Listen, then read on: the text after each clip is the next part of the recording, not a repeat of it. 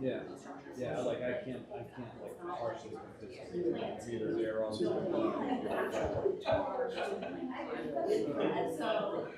when I was Oh, what did you like see? I did. I was waiting. I was Well, wondering that's if she what would be the I first to was say she doing didn't like when it. I That was was really good. So, 5 or 6 years ago. I think I've been in the 35 and over sold. which is fine. Clippers, and then I played in the Reds 2 seasons. so the rest was No, he was on the Pirates, and then he made the Mariners for a season when I was on the Reds, and then he ended up getting over the Mariners, and he was like, he started skating at 35. So when I was with the Clippers in 35, I was playing with the Reds at 35. And Jamie Lewis made the Reds, but he was also no, they got fine at the end. We were all on the same team in the 80s. He was good, and then he had. Yeah, I played for the Padres. That was my first team. Yeah. Yeah, you know, it's Christy. He's pretty, you know, there's not a lot of gray in his world. But like, you know, he hated George Harper. George is one of the best teammates. Yeah. 4 years ago, George was on the Juggernauts. We were on the Aces. We were in the playoff. I mean, like, we have more kids, so I could see, like, They were half t-shirt. Yeah, because I don't like it.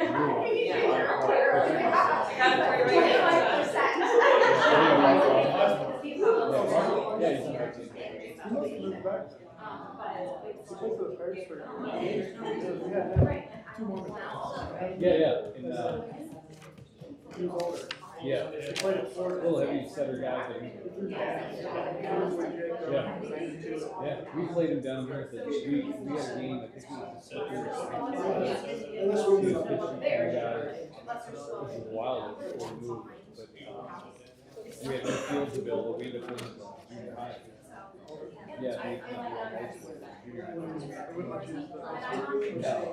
he treats that sacred guy.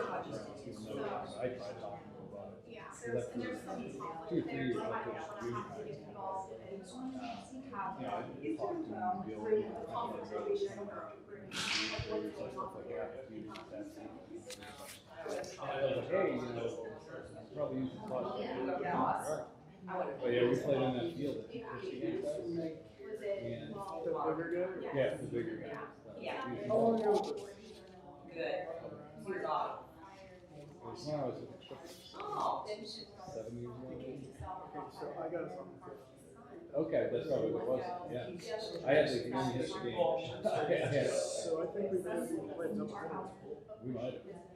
Because we got one hit. Like I had the only hit. It was just a straight fastball.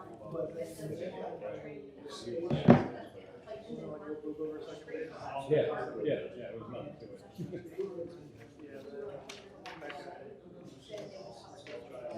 We were trying to get him to play with us. We were trying to come down for the Roy Hobbs. I don't know if Chris still is in touch with him. He's on the Roy Hobbs.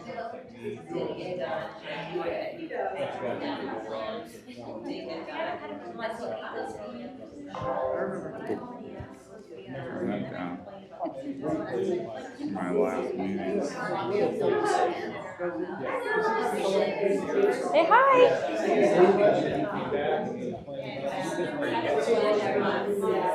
It's Sure, yeah. Be in the front row.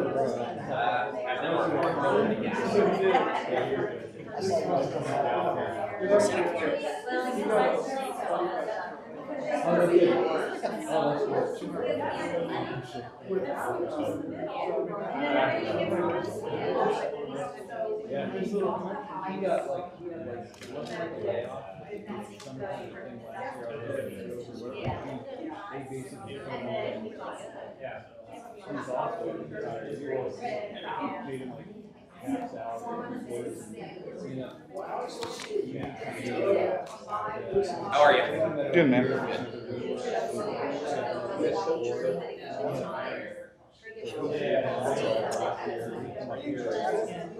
Play 2 games. Yeah. Who is that? Right, but no.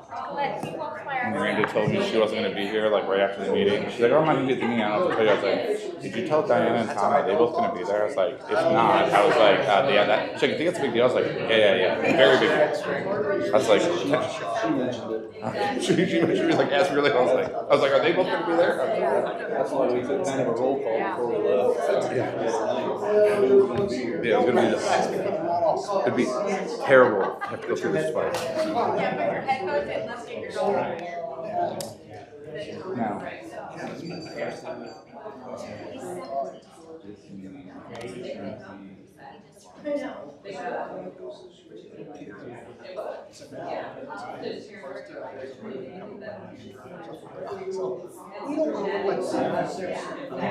Next to a scary puppy or, you know what I'm saying? One of these days, I'm going to get with you just to talk about further. Nothing bad. Just to gain more knowledge about that. There you go, similar almost, something.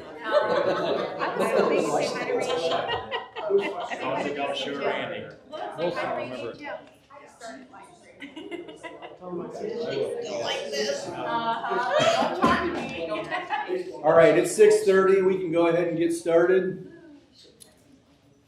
Miss Brill, are you keeping minutes? Can you go ahead and call roll for us, please? Mr. Jackowitz, Here. Mr. Terry, here, Ms. McCoy, Here. Ms. Adler, Ms. Prendergast. All right. So you guys, I trust, have had a chance to review the packet that was submitted back to us by Ms. Brill that contained the minutes from the last meeting. Yes. we are just doing the minutes at this point, not the findings of fact to clarify. Correct. So I would look for a motion to approve those minutes as submitted. So moved. Second.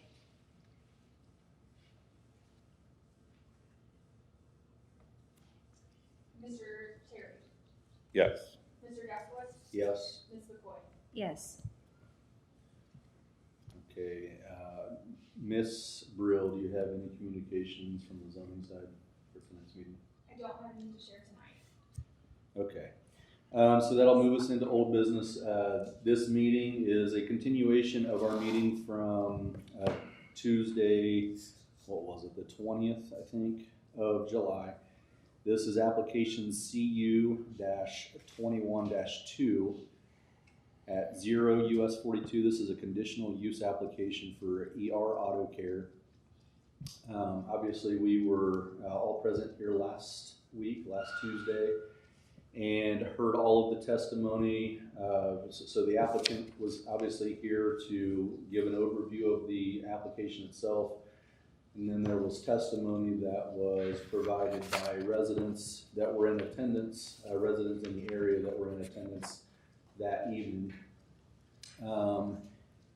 And then subsequent to that, we also were provided some exhibits, such as some photos were provided of the general area of the existing ER Auto Care business out on Lafayette Plain City Road. There was also some emails that were forwarded through the zoning department that were then forwarded to us. So I trust that you guys, I have had a chance to review all of that information that was provided. And then additionally, we have been provided a finding of fact that was prepared by Mr. Lafayette. The finding of fact is basically an overview of everything that was presented that night It puts it kind of in a legal format that we can kind of run through section by section and have something, basically to reference the meeting from the other night. So have you guys had a chance to review Yes. those things? Absolutely, and I had a few changes that I talked to Mr. Lafayette about. I'm guessing those were all reflected already in the findings of fact and everything. I've made a couple of them. I can remember Okay. the third one. You and I were talking when I was on the car. Okay. One thing that I noticed in the finding of fact is that the applicant's name is actually Raber with an R, correct? Okay, because throughout here it's listed as Graber. I think it's Eric Raber with Okay, an my R. apologies. But the applicant was Mr. Yeah, the Applicant. applicant. Yeah. But our client is Eric Reaver. Right. Right. So if we can just make the changes throughout the finding of facts that reflects I understand that the applicant is Mr. Casino on behalf of Mr. Eric Raber, and that's R-A-B-E-R, not G-R-A-B-E-R. If this is the most updated findings of fact that currently has 11 employees, intention to expand 14, still needs to be That's it, fixed. Page 2.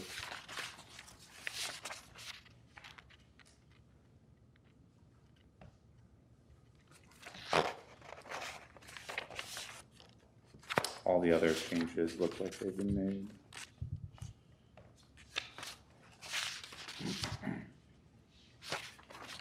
Ms. McCoy, did you notice any other items within the finding of fact itself that weren't consistent with? No, I also noticed what Mr. Terry had mentioned, and it looks like it has been denoted on here. Okay, and just an overview for those that are here with us. So procedurally, what we do is we move to adopt the findings of fact as they've been presented, and in this case, with the modifications that we've noted here tonight, the spelling the name, 11 employees that wasn't currently noted, what you said in page 2. I believe that Mr. Lafayette has made corrections as we go. We struck out that correspondence from Yes. there. Yeah. So what we do then is just adopt the findings of fact if it accurately reflects the night, that we discussed last Tuesday night. And then after we adopt the findings of fact, we then have a chance to make a deliberation amongst us to clarify any issues that maybe we had with any of the testimony that was provided or the application itself. And then we will go through the code, which is 1138.06, which discusses the conditional use, options, which is to approve with modifications, or to disapprove. So that's kind of the process that we'll go through here. When we adopt the finding of fact, there isn't an actual finding in the finding of fact or a decision that's noted in the finding of fact until following, but we adopt everything up to that point. So with those changes, I would motion to adopt the finding of fact as submitted with the modifications that have been noted. Second. Ms. McCoy, Yes. Mr. Jaskowitz, Yes. Mr. Terry. Yes. Okay, so for us in deciding what direction to move with this particular application, and certainly you guys weigh in at whatever points you feel are necessary. I think it's important to note that that there are a lot of different types of businesses that are permitted to be in this particular area on this particular property. Some may have more of an impact than others from a general, just a general stance. I mean, obviously, if you have a doctor's office that moves in, you have business hours typically, the Monday through Friday, 8 to 5. There's also grocery stores that are applicable here, and I think that, you know, that could be a 24-hour business, that could be a very busy business, with, you know, frequent car trips and so forth. So I think that, you know, it's not always relevant maybe necessarily to look at the conditional uses and kind of compare them against what are permitted uses, but rather decide based on the merits of the application whether the applicant itself, the application itself, is something that we think is within the standards for that area. So, having said that, if we were to go through and look at the code itself, an approval would be based, and this says the Board of Zoning Appeals shall approve an application for a conditional use if the following 3 conditions are met. The proposed use is a conditional use of the zoning district, and the applicable development standards established in the zoning ordinance are met. It is a conditional use, so that part of it is Pretty cut and dry, yeah. The development standards established in the zoning code, you know, they've committed to meeting the zoning codes that are in the ordinances itself. So we can make the assumption that that would be met as well. The proposed development is in accord with the appropriate plans for the area. I think that's probably one of the bigger questions that we have here tonight. And then C, the proposed development will be in keeping with the existing land use character and physical development potential of the area. Probably also a big concern. And then if we move into approval of modifications, it says that we may approve a modification of an application for a conditional use, meaning that we can approve it, but we can apply certain conditions to that. Some of those, or this goes on to say, to be in accordance with the appropriate plans for the area and the surrounding area, to prevent undesirable effects on adjacent property in the surrounding area. Such modifications may be a limitation on the extent or intensity of the development, a requirement for additional screening by fence or landscaping, a change in the method or plan for lighting, control of access, or other conditions of development as may be required. Recommendations regarding the modification of plans or other appropriate actions shall be stated with the reasons for recommendation. I would say probably the options for that are limitless, and we can't really dive into that at this particular moment. So I want to go into the disapproval side of this. The Board of Zoning Appeals may only or shall only disapprove any application for a conditional use for any one of the following reasons. The proposed use is not a conditional use for the zoning district, or the applicable development standards are not and cannot be met. That one I don't think applies. The proposed development is not in accord with appropriate plans of the area. And then C, the proposed development will have undesirable effects on the surrounding area and is not in keeping with the existing land use character and physical development potential of the area. Just to go back to the conditional uses or not conditional uses, but the modifications for approval. I don't know that there's enough modifications that could be listed to satisfy the concerns that the residents have had, that the staff has had, and it's, specifically as it lists some of the things that are in here, such as control of access. Control of access can only be right off of Alcott. It can't be on 42. That's been clearly addressed by ODOT, and it's been widely accepted by the village. Other conditions of development as may be required. Again, I think there's too many to be listed. Everything else seems that they could manage, right? They could manage the fencing, they could manage the screening, the landscaping, the lighting. I think a lot of those things could be managed through modification if that were so the desire of the board, but I don't think the other ones can be. So having said all of those and kind of walked through where we need to be when we consider our options here, what is it that, I mean, obviously we had a lot of people come to the meeting and they walked through all of the concerns that they have. Most of those concerns had to do with traffic safety on 42, the increased number of vehicles. A lot of the concerns had to do with the noise that may be generated from this particular business. And then obviously the number of vehicles that enter the lot on a daily basis, as well as the number of cars that may remain on the lot on a daily basis or on a regular basis. Every single thing that we heard, every comment that we heard seemed to be in opposition of the application itself. I think that those things are, should carry a lot of weight, and I think that we need to strongly consider the residents that would be most directly impacted.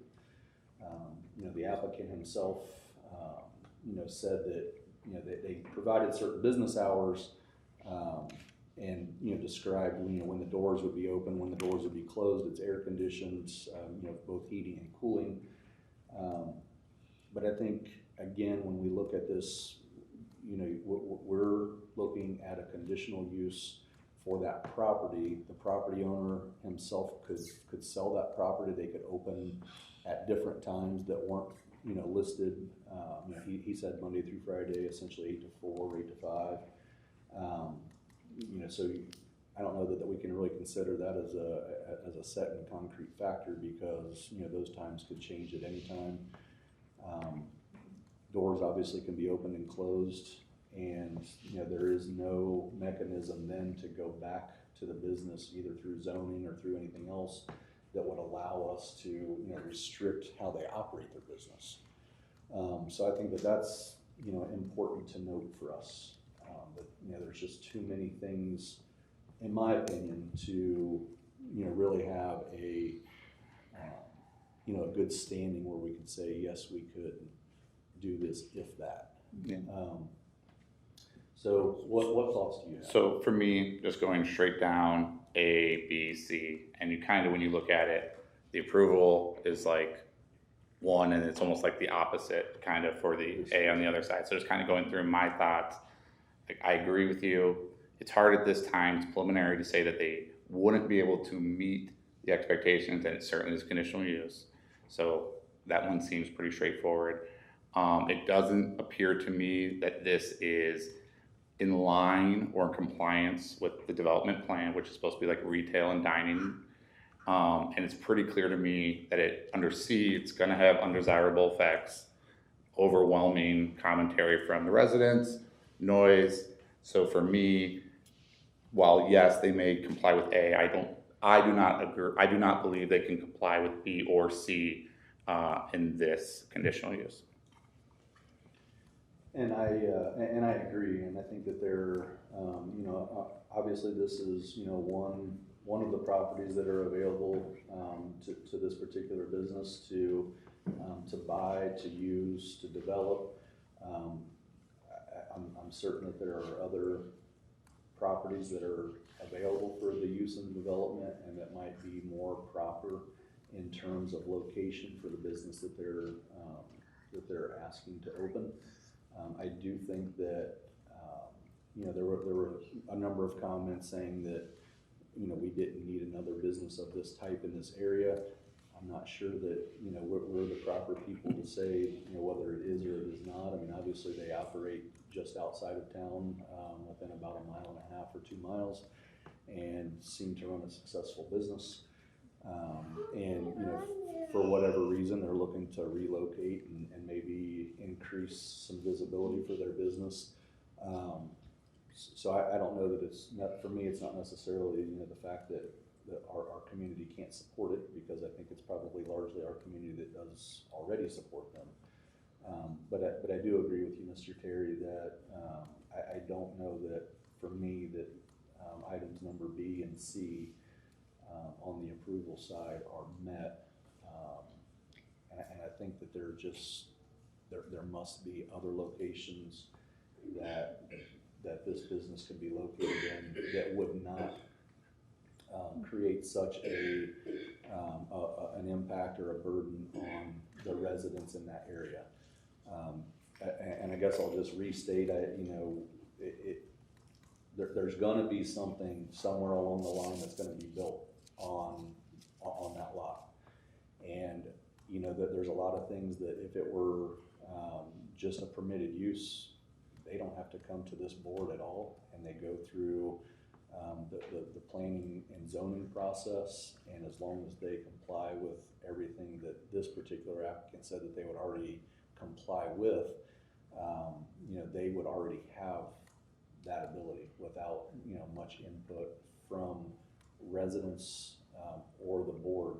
Obviously, there's still a process, and there's open, public hearings for you to come and speak to. But I think it's important for everybody to note that there's likely going to be something built there, and probably the not too distant future.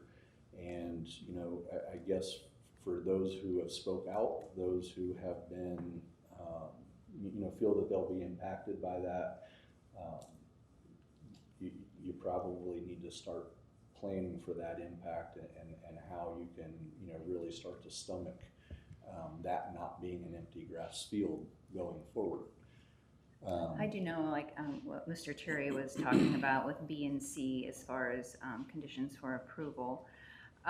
One that I am most concerned with is C, the proposed development will be in keeping with the existing land use character and physical development of the potential of the area. And I know there was a lot of talk about the development that's going to go across. So that is something that I feel is a big concern of what type of business would be a conditional use business on that land. So I feel like, I believe that ER Auto Care would not be able to fit into C because of the potential development of the area.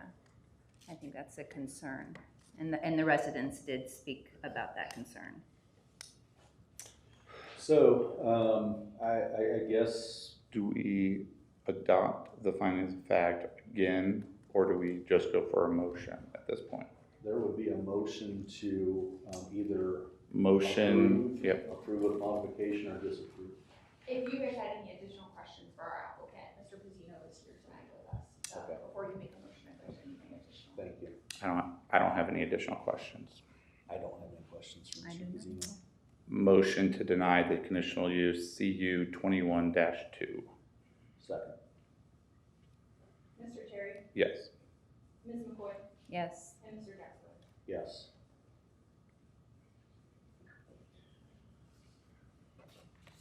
So then that will get entered into as the bottom result or the bottom line in the findings of fact. Yeah, we will, so basically what we have to note is your deliberations with regard to the factors and get that formally in there. Your vote is official tonight. We can have this at our next meeting for you guys to sign off on the findings of fact, or administratively, have you guys sign off on it on your vote.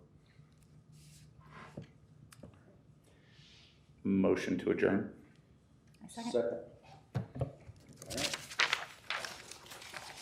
Thank you all.